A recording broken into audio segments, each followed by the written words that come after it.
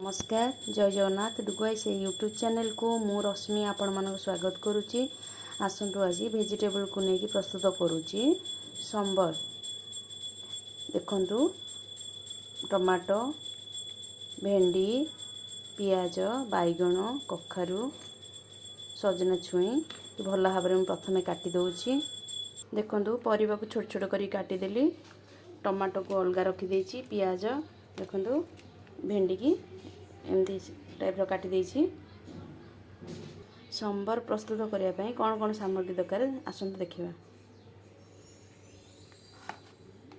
देखंतु डाली हरड़ डाली संबर पाउडर तेल सोरिष तेल नियंतु कि रिफाइन तेल नियंतु जहाँ हेले चलिबो।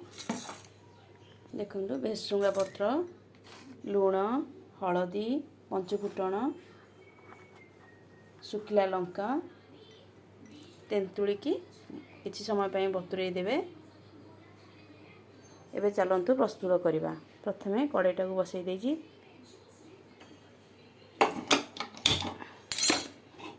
कड़ाई तातिया पई किछि समय अपेक्षा करिबा।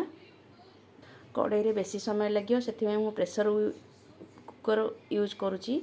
देखंतु प्रेशर कुकर बसैली कटा जाइथिबा परिबा को एथिरा ऐड करूची। पियाज टमाटो को मध्य एथिरा ऐड कली।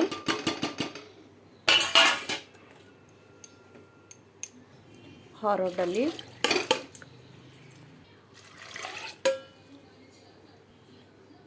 किछि पानी ऐड कर देछि। हलदी गुंड 2 चम्मच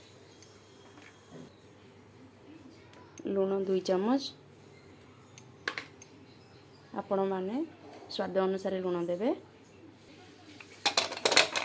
हुइसिल 5-6टा हुइसिल दे देबे। भेंडी की पछरे पकाय पय रखी देछि। तार ग्रीन कलरटा पळेइबो सेति पय हम रखी देछि।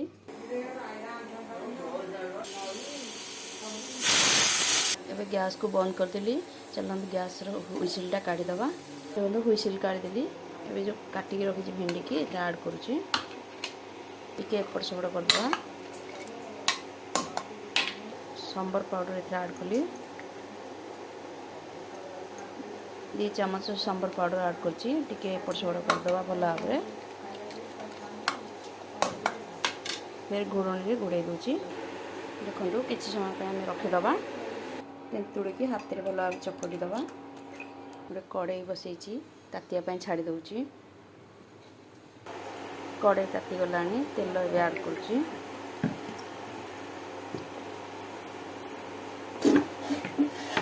तेल ताती गलानी सुखिला लंका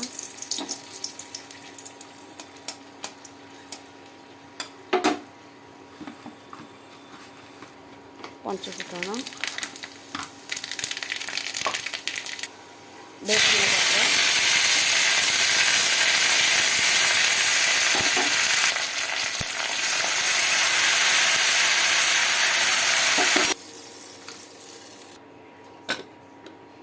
तेंतुली चकड़ी तार रसटा काढ़ी देछि।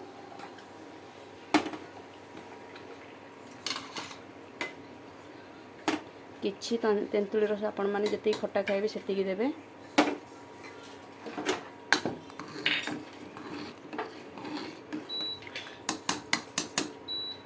हे गलानी गैस को बंद कर दूची।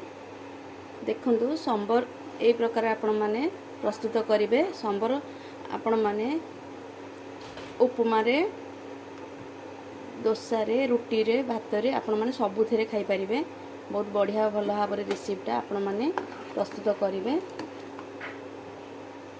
आपण मानकु यदि संबर देखंतु संबरटा ए प्रकार प्रस्तुत करिवे। संबर रेसिपी यदि आपण मानकु भल लागिथिबो ताले निश्चित भाव में शेयर करंतु कमेंट करंतु सब्सक्राइब करंतु।